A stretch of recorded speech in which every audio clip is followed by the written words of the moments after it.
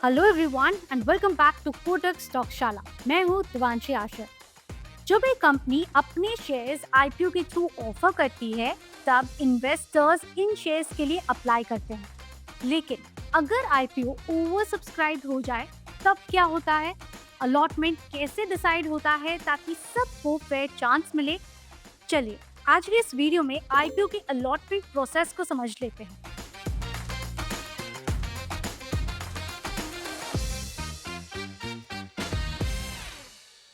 IPO का process तब शुरू होता है जब कंपनी पब्लिक होने का फैसला करती है।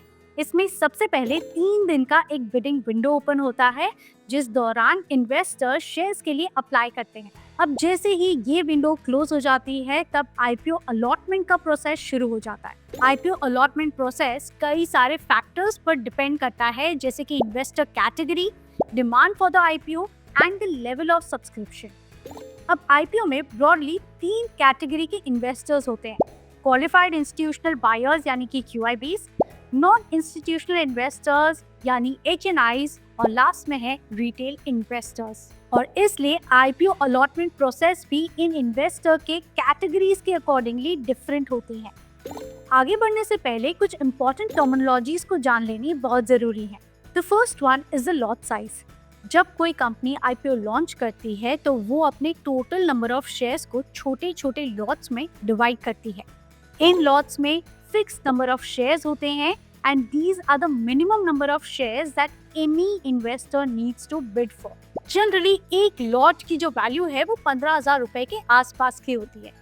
इन्वेस्टर्स इंडिविजुअल शेयर्स के लिए अप्लाई नहीं कर सकते हैं, इंस्टेड लॉट्स में ही अप्लाई करना पड़ता है, जैसे 1 lot, 2 lot and so on. Then comes minimum application. तो सेबी के गाइडलाइंस के हिसाब से हर एप्लीकेंट को मिनिमम अमाउंट इन्वेस्ट करना जरूरी होता है। तो ये जो अमाउंट है वो जनरली 10,000 से लेके 15,000 के बीच होता है एंड यूजुअली 15,000 रुपीज के आसपास होता है। इसके बेसिस पर आप लॉट्स के मल्टीपल्स में अप्लाई कर सकते हैं। Then comes the minimum subscription. तो किसी भी आईपीओ की सक्सेसफुल होने के लिए 90% आईपीओ सब्सक्राइब होना जरूरी है, वरना the IPO is cancelled. So it is a minimum number of shares जो आईपीओ क्लोज होने से पहले सेल होने चाहिए for any IPO to go through. For example, अगर किसी कंपनी का 10 लाख रुपीज का आईपीओ इश्यू है तो उसको क्लोजिंग तक एटलीस्ट 9 लाख रुपीज का सब्सक्रिप्शन मिलना चाहिए। अगर ऐसा नहीं होता तो आईपीओ कैंसिल हो जाता है और इन्वेस्टर्स के पैसे रिफंड कर दिए जाते हैं। Then comes under subscription. जब आईपीओ का रिस्पॉन्स एक्सपेक्टेड से कम होता है और इन्वेस्टर्स 90% से कम शेयर सब्सक्राइब करते हैं तो आईपीओ अंडर सब्सक्राइब कहलाता है।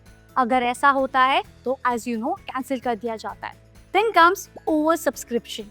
तो ये सिचुएशन तब बनती है जब आईपीओ में इन्वेस्टर्स के द्वारा अप्लाई किए गए शेयर्स की क्वांटिटी कंपनी के द्वारा ऑफर किए गए शेयर्स से हायर होती है या ज्यादा होती है।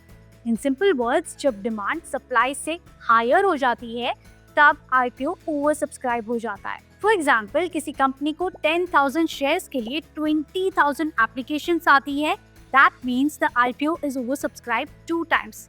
यानी हर 2 एप्लीकेशंस में से सिर्फ 1 एप्लीकेशंस को ही शेयर्स अलॉट होंगे। चलिए अब ये समझ लेते हैं कि डिफरेंट सिनेरियोज में शेयर्स का एलोकेशन किस बेसिस पर होता है। The first one is the under subscription of the shares, यानी 90% से कम। और जैसे हमने ऊपर डिस्कस किया कि इस सिचुएशन में आईपीओ को कैंसिल कर दिया जाता है और एप्लीकेंट्स का पैसा वापस कर दिया जाता है। ये शो करता है कि इन्वेस्टर्स के बीच इस आईपीओ का जो इंटरेस्ट है वो इतना नहीं था। सेकेंड सिनेरियो, 90% से ज्यादा शेयर्स की सब्सक्रिप्शन। तो जब आईपीओ को 90% से 100% शेयर्स के लिए एप्लीकेशंस मिलती हैं तो वैलिड एप्लीकेशंस वाले हर एप्लीकेंट को वो सारे लॉट्स अलॉट हो जाते हैं जो उन्होंने अप्लाई किए हैं। The third one is the over subscription of the shares. Over subscription तब होता है जब एप्लीकेशंस की क्वांटिटी अवेलेबल शेयर्स से ज्यादा होती है और इस केस में अलॉटमेंट को 2 तरीके से किया जाता है। The first one is a proportionate basis. तो इस केस में शेयर्स सारे एप्लीकेंट्स के बीच प्रोपोर्शनेटली डिवाइड कर दिए जाते हैं।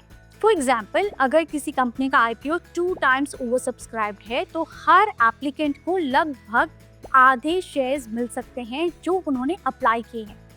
QIB की कैटेगरी में जनरली प्रोपोर्शनेट बेसिस पर अलॉटमेंट किया जाता है। दूसरा तरीका है लॉटरी बेसिस का।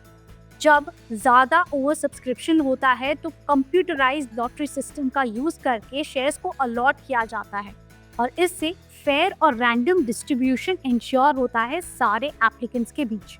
तो रिटेल कैटेगरी ऑफ इन्वेस्टर्स में इसी प्रोसेस के बेसिस पर शेयर्स को अलॉट किए जाते हैं। एंकर इन्वेस्टर्स के केस में इश्यूअर और लीड मैनेजर्स मिलकर एंकर इन्वेस्टर्स का एलोकेशन डिसाइड कर सकते हैं। चलिए, now let's discuss that what are the possible reasons for not getting an allotment.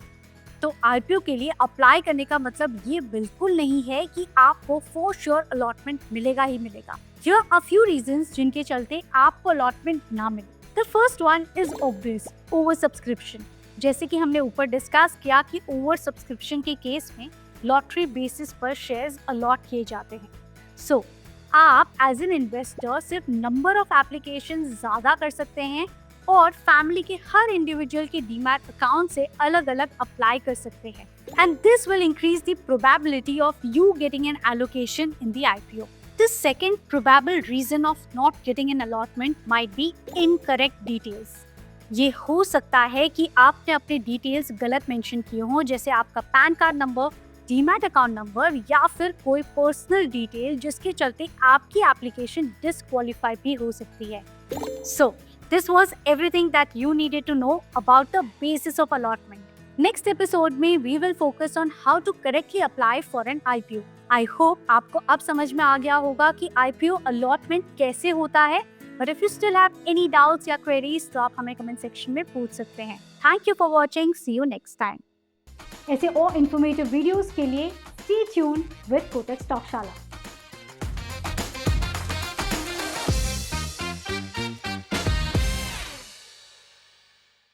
Investments in securities market are subject to market risks. Read all the related documents carefully before investing.